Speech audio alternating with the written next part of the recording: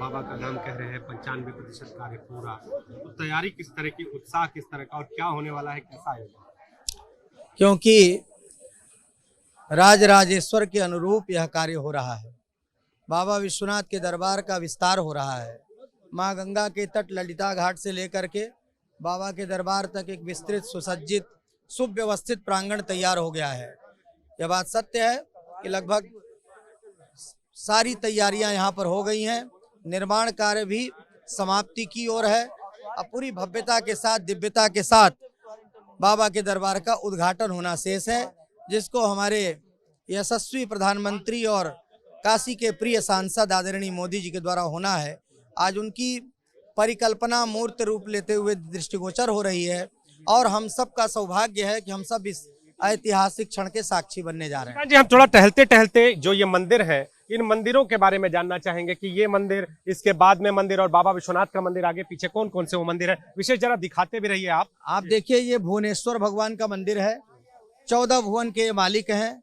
मान्यता है कि शिव की राजधानी होने के कारण जब राजराजेश्वर रूप में भगवान विश्वनाथ यहाँ विराजते हैं तो उनके जो अंग हैं, जो उनके गण हैं, वो सब भी जिनके जिम्मे अलग अलग विभाग होता है। क्योंकि यह साकाशी त्रिपुरारी राजनगरी है, राजधानी है। स्वाभाविक है कि विभिन्न मंत्रालय भी राजा के पास होता है। तो उन विभिन्न मंत्रालयों का कामकाज कोई भुवनेश्वर के रूप में, कोई अविमुक्तेश्वर के रूप में, क्योंकि वाराणसी निवसते नवसुंधरायाम, इसके अंदर भुवनेश्वर भगवान का मंदिर है। और मान्यता यह है कि इसके दर्शन करने से मनुष्य के जीवन में हर प्रकार का वैभव, ऐश्वर्य आदि की परिपूर्णता रहती है। ये अविमुक्तेश्वर भगवान है सामने, क्योंकि वाराणसी अविमुक्त क्षेत्र कही जाती है, प्रलय काल में भी नष्ट होने वाली नहीं है। कुछ लोग ऐसा कह रहे थे कि विभिन्न मंदिरों को हटा दिया गया, लेकिन आप सामने देखिए, अविमुक्तेश्वर भगवान यहाँ पर विराज रहे हैं। ये जो इतने शिवलिंग है, इसको हम लोग कभी किनारे पर जो शिवलिंग थे वो देखते थे, तो ये काशी कचहरी के अब ये जो है नवग्रह का रूप है। ये नवग्रह है, नवग्रह के रूप में यहाँ पर शिवलिंग है और सबको उचित स्थान प्रदान करके सम्मान के साथ, माने एक गरिमा में जो स्थान होना चाहिए राजराजेश्वर के दरबार में, जिस प्रकार का होना चाहिए उसके अनुरूप और शास्त्रीय मान्यताएं जो हैं उनको सांगोपांग उनका अनुसरण करते हुए किसी प्रकार का भी शास्त्रीय लोप न हो, उसका ध्यान रखा गया है। तो इस प्रकार ये अविमुक्तेश्वर भगवान हो गए। इधर तारकेश्वर भगवान है, क्योंकि वाराणसी एक ऐसा स्थान है जहाँ पर कि भगवान शंकर और भगवती अन्नपूर्णा दोनों ही प्रतिज्ञाबद्ध हैं। जीविते अन्नदातृत्वम मृते मोक्षम ददाम्यहम। भगवान शंकर कहते हैं कि देवी शंकर प्राण वल्लभे, जो उनकी प्राण वल्लभा अन्नपूर्णा है, कि जब तक इस धराधाम पर मनुष्य जीवित है आप अन्नपूर्णा के रूप में उसका पेट भरेंगी, और जब उसका शरीर समाप्त हो जाएगा तो मैं तारक मंत्र दे करके उसको सद्या सद्गति मोक्ष निर्वाण सायुज्य सालोक्य सामीप्य सारूप्य मुक्ति प्रदान कर दूंगा। ये भगवान तारकेश्वर का मंदिर, पीछे भुवनेश्वर का मंदिर, अविमुक्तेश्वर का मंदिर, दंडपाणीश्वर का मंदिर, ये वैकुंठेश्वर का मंदिर, और उस तरफ कुबेरेश्वर का मंदिर होगा। तो इस प्रकार से पूरी साज सज्जा और कहीं से भी कोई कोर कसर बाकी न रहे। इसकी भव्यता में, दिव्यता में, सुंदरता में सुंदर से सुंदरतर और सुंदरतम बनाने का प्रयास किया गया।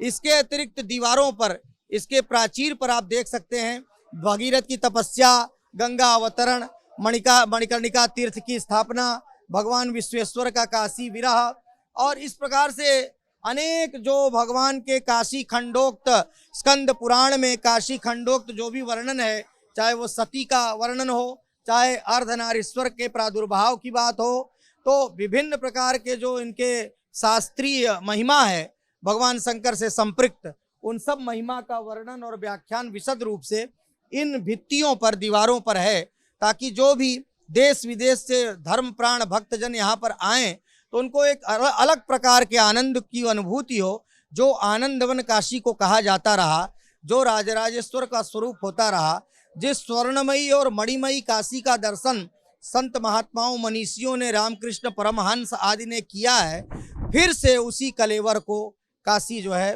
प्राप्त कर रही है। इसकी पुरातनता को नष्ट किए बिना, उसकी पौराणिकता को नष्ट किए बिना किस प्रकार से इसको सुंदर से सुंदरतम बनाया जा सकता है, ये सब मोदी जी के सत प्रयास का सुफल परिणाम आपके सामने है। 3000 वर्ग मीटर का सिर्फ मंदिर परिसर का क्षेत्र, और कहा जा रहा है कि ये जो क्षेत्र होगा, पहले सिर्फ 4 इसके द्वार थे, इस बार 7 द्वार।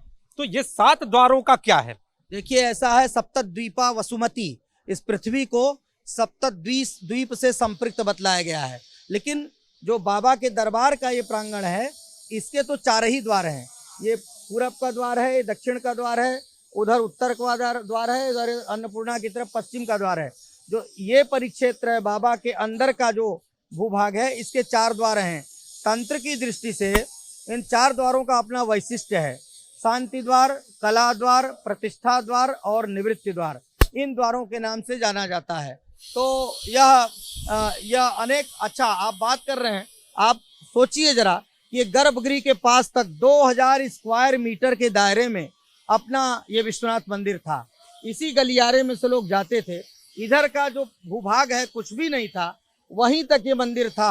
आप सोचिए जरा कि आज जब लाखों लाख लोग आते हैं यहाँ पर, तब उनके लिए ये इतना सुंदर, सुव्यवस्थित और प्रशस्त स्थान जब हो गया है, तो उनके आनंद की पराकाष्ठा नहीं होगी। आज 52,000 स्क्वायर फीट में ये मंदिर अपना जो है बन करके, स्क्वायर मीटर में बन करके तैयार है। माँ गंगा के तट से गंगा का स्नान करके अपने जन्म को कृतार्थ करेगा भक्त। और न केवल भारत के अपितु विश्व भर के लोग यहाँ पर आते हैं। न केवल आर्य अपितु अनार्य भी यहाँ पर अपनी पहचान नहीं बताते वो, लेकिन उनकी आस्था बाबा के दरबार में है, बाबा विश्वनाथ के प्रति है। तो पूरी आस्था से जब यहाँ पर वो भक्त आएगा, तो जो उसको आनंद की प्राप्ति होगी, उसका वर्णन नहीं किया जा सकता। पूजन में आप भी मौजूद रहेंगे उस दिन, तो जो खास और विशेष पूजन, वो कौन सा पूजन और कौन सी विधि? नहीं, पूजन का प्रकार ये होगा कि सर्वप्रथम भगवान का पंचामृत से अभिषेक होगा, और उसके बाद सविधि चंदन, भस्म, विभूति, मंदार की माला, बिल्वपत्र इत्यादि भगवान को समर्पित किया जाएगा। राजोपचार विधि से भगवान का पूजन होगा, क्योंकि ये जो क्षण है, यह ऐतिहासिक क्षण होने जा रहा है, जिसकी कल्पना किसी को भी नहीं थी। शायद यह ईश्वर की प्रेरणा से ही यह संभव हो पाया है। मैं समझता हूं कि आदरणीय मोदी जी को भी ऐसी कल्पना नहीं रही होगी, लेकिन कहीं न कहीं से भगवान भूत भावन विश्वनाथ ने ऐसा सोचा होगा कि अब मेरे भी इस प्रांगण का विस्तार होना चाहिए, और जो मेरे से जुड़े हुए भक्त हैं वो जब यहाँ आएँ, तो उनके ध्यान करने के लिए, साधना करने के लिए, तपस्या करने के लिए, जप करने के लिए, पाठ करने के लिए, चिंतन करने के लिए ये ऐसा स्थान बने जहाँ पर कि इन बरामदों में बैठ करके, गलियारों में बैठ करके व्यक्ति शांति चित्त हो करके, अपने ध्यान साधना में तल्लीन हो करके, भगवान विश्वनाथ का गुणानुवाद करके अपने जीवन को धन्य धन्य बना सके। निश्चित तौर पे जो यहाँ का निर्माण है वो हम आपको दिखाना चाह रहे हैं। चारों तरफ आपको यहाँ पर पूरी एक तरह से जो अनुभव करने वाली जो चीज है वो दिखाई दे रही है।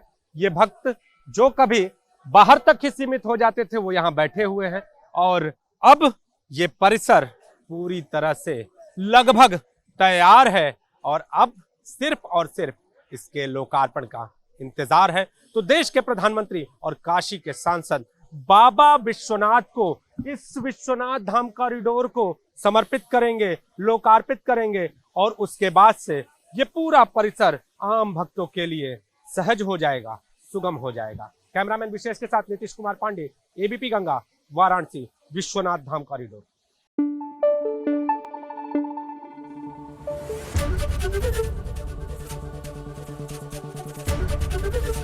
एबीपी गंगा, खबर आपकी, जुबान आपकी।